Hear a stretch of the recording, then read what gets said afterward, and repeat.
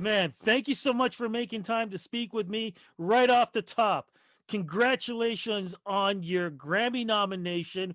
What a way to represent the red and white. And of course, as we speak now, heading into the Junos, what is it? One, two, three, four, five nominations, my friend. Talk about 2021 and being on a roll. Congratulations, man. Thank you so much. A pleasure to meet you, Rudy, and talk with you.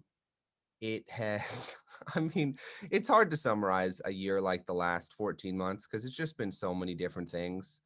Um, but, the validation from my hometown is special in a way nothing else can be.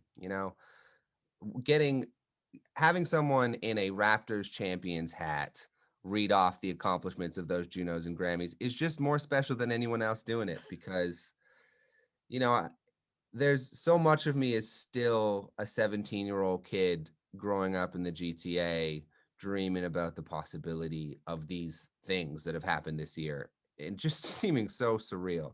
So the more I can connect to that kid, um, the kid whose Instagram follower makes him feel the coolest is Freddie Van Vliet over anyone else. The more I can connect to that 17-year-old growing up in Toronto, the more I really get to feel the weight and the magic of getting to share my music with more people than I ever dreamed and get the awards are cool. They're a stamp of approval, but it's really what they represent that, I'm getting to do this in a way that I believe in and make music that I love. Now, did I see on Instagram you and your dad drove around snapping pictures? Oh, I'm not going to finish it off. You finish it off. Yeah. So the Juno sent me an email with the locations they had put up billboards congratulating me on my nominations. And I sent that list of locations to my dad, and he took it as a little scavenger hunt, driving around the city taking pictures of them. I love that, man. Your dad, your family must be so proud of you, knowing the hard work that you've done. You just said 14 months.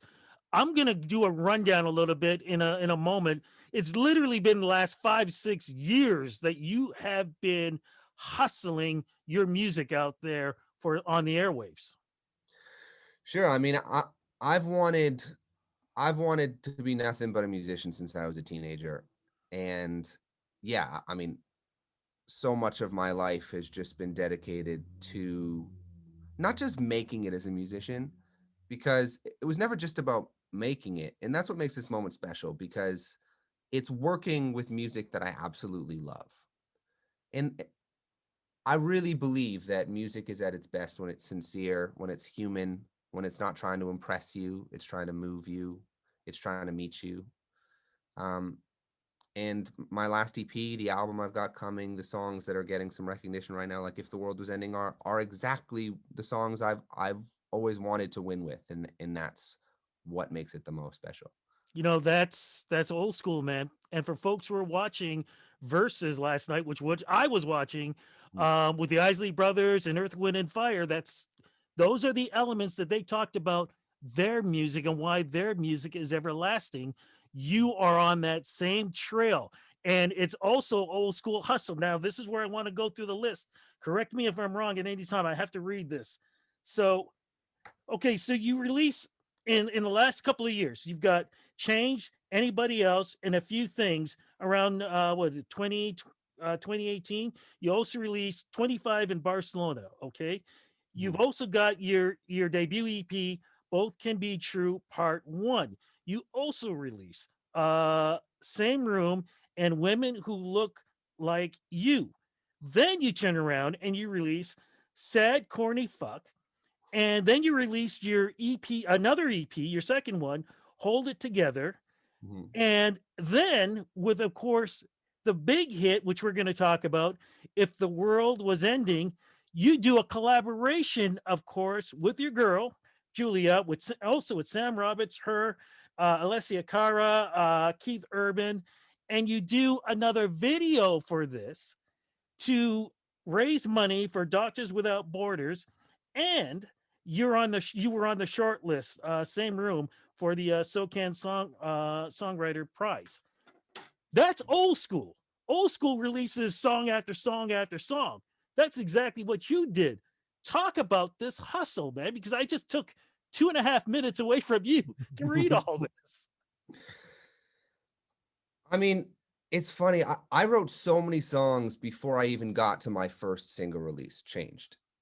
And it's because of what we were saying earlier. Like I didn't want to just do it because, you know, it sounds a little weird, but my biggest fear building my career wasn't that I wouldn't win. It was that I would win with the wrong thing.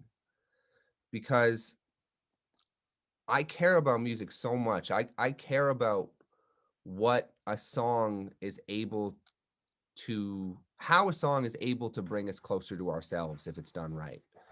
I've from childhood to now, the feeling of finding a song that allows me to connect with a part of myself that I don't think I would have known how to get to without that song. That's a powerful thing, and just it's magic to me. I love songs so much for how they're able to connect us with ourselves. And that's the kind of music I've wanted to make. So I made a lot of music that didn't feel quite right before I even put out my first song. But then once I got there and once I kind of knew what that felt like, to be human in these songs, to really feel like myself in them, I just trusted that process over anything. That if the songs felt real to me, they felt sincere, they felt like they were from a part of myself, um, that wasn't the easiest to access, then they'd be the kind of songs that would let other people do that with them too. And I've just tried to put out songs that do that over and over. But why that type of hustle, though? And the reason why I ask that is because there are artists, especially today, who will release a song and they'll wait 6, 7 months before they release another single. My brother, you were releasing and releasing and releasing. It was almost as if you weren't even thinking about, okay, so how's it doing on the chart or how's it doing for sales? It was almost as if I got this music in me. I got to get it out there to the people. Yeah, I mean, I guess that's kind of a question of strategy because I had probably the first 10 songs that came out, I had them written before any of them came out. Because, when we put out Change, the first single, anybody else was done. Um, the Few Things was done. I planned kind of out the year of releases, having them ready because, there's the game of the music industry too. So I didn't want to take step one before I knew what steps 13 and 14 were too. Not to say we don't pivot, we're always pivoting, but like any game, you have your game plan and then you know how you adjust if the time comes. But I didn't want to take step one until I really knew how I was getting all the way. Okay, well, all the way ended up being with a Grammy nomination, of course, with Julia.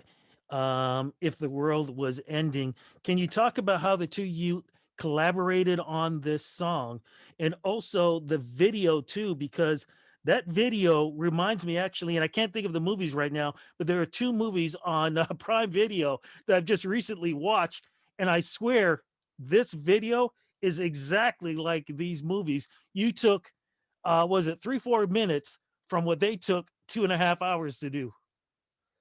Yeah, I mean, that song is very visual. So for the video itself, we didn't want to stray too far from the story.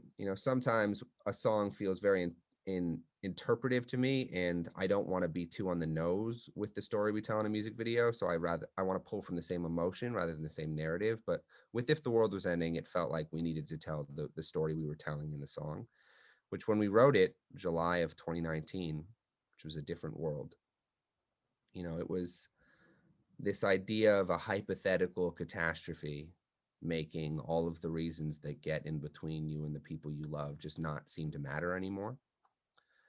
And I wrote it in such a pivotal time in my life because, I'll give you the quick timeline.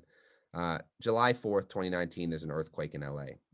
I don't feel it because I'm driving. And I get home and I'm thinking about the earthquake. It reminds me of a lyric that I'd written for a different song. Uh, and the lyric was, "If the world was ending, you'd come over, right?" I didn't keep it in that other song because it didn't quite fit. That's a song called 4:30 in Toronto, which is actually track one on my upcoming album. Hasn't come out yet. But anyway, so I have this line, haven't used it, but I always felt like there was something in it. The earthquake reminds me of it. I start writing it at the piano. Can't quite get there. I remember that in my calendar, I have a session with Julia Michaels 2 weeks from then. So I say, I'm going to save it for Julia. I'd never met her. We'd never worked. I then come home to Toronto. Spent a couple weeks in Toronto because we were dealing with some personal family stuff. So when I got back to that session, I was in a vulnerable place. I'd gone through some shit in Toronto. We'd found out my mom had terminal cancer. Um, Sorry to hear. so spending that time with my family. Get back to LA. I have this session with Julia. I'm I'm in the kind of I don't give a fuck mood that sort of tragedy puts you in, where like everything's a little in perspective. Was a little less shy. Came in, met Julia, told her that idea. We have this magical session. We write that song. I asked her out the next day.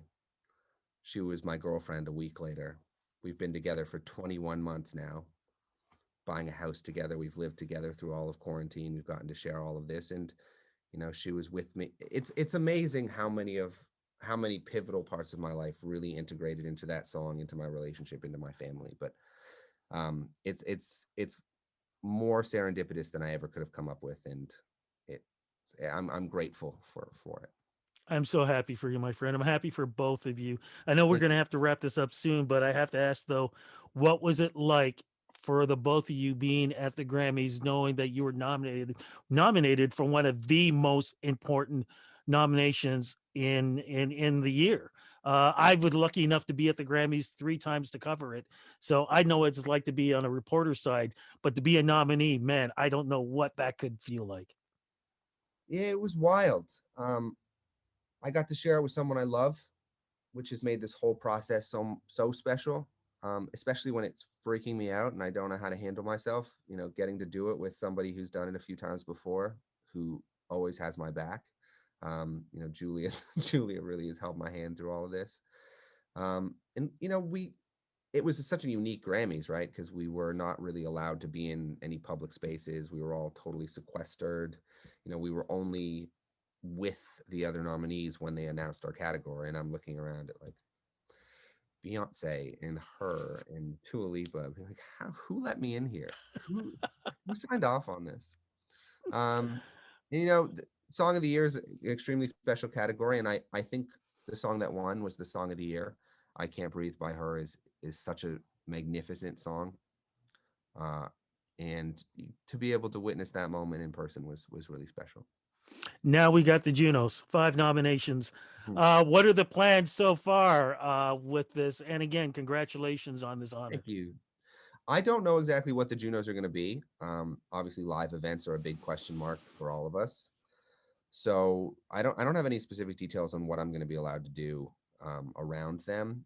But regardless, I'm going to use it as an opportunity to really just try and connect to my Canadian music community as much as possible. It's a community I'm grateful to be a part of. I'm honored to like have my own little piece of, Canadian the Canadian legacy of really impacting the world of music globally. From the moment I arrived in Los Angeles, I've been bragging about how the most influential artists in the world were always Canadian. So to have my little piece of that story is I'm honored, and I hope, regardless of how the Junos happen, I get to kick it with other Canadian artists who I'm a huge fan of. Gordon Lightfoot would love you hearing that comments that you just made, my friend. As we wrap this up, what's the new album going to be looking like? What's it going to sound like? And do we have any idea when a date may be happening for a release? So we're finishing it today. So we're Okay. talking on a fun day because it's getting mastered, which is music talk for getting, it's getting its gloss on it. It's getting finalized. Um, so we're close. I mean, it's done. We finalized our track list. There's 13 songs on there. Most of them you don't know yet. It's the most love and attention and focus I've ever put into anything. It's my debut album, and there's more of me in it than I've ever been able to get into my art before. And I can't wait to share it with hopefully everyone in the world. Well, JP, I gotta say, man, you really made 2020 and 2021 special for a lot of Canadians with the music that you released and how you represented yourself and representing us in the music community. So thank you so much for that. Congratulations on that Grammy nomination. Congratulations on the 5 Juno nominations. Hopefully, we'll get a chance to talk after the Junos when they announce the winners. Crossing fingers that your name will be up there. Please say hello to Julia for me and give her my best. Be safe, be well, and again, all the best to you, my friend. Congrats. Thank you, Rudy. Have a beautiful day. You too, my friend. Take care.